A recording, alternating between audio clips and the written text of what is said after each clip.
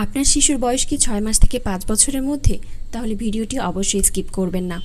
হামের টিকা সম্পর্কিত 3টি গুরুত্বপূর্ণ তথ্য আছে যা প্রতিটি অভিভাবকের জানা জরুরি।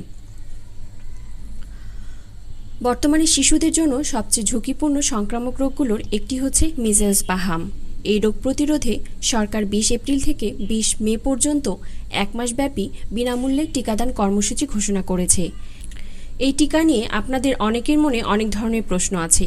আজকে আমি 3টি গুরুত্বপূর্ণ বিষয় আলোচনা করব যা আপনাদের জানা দরকার। প্রথম প্রশ্ন, কারা এই টিকা পাবে? 6 মাস থেকে 5 বছর বয়সী সকল শিশু এই টিকা গ্রহণ করতে পারবে।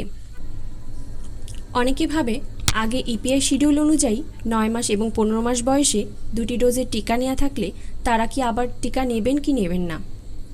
আমার উত্তর হলো, আগে টিকা দেয়া থাক বা না থাক আপনারা অবশ্যই টিকা নিতে পারবেন।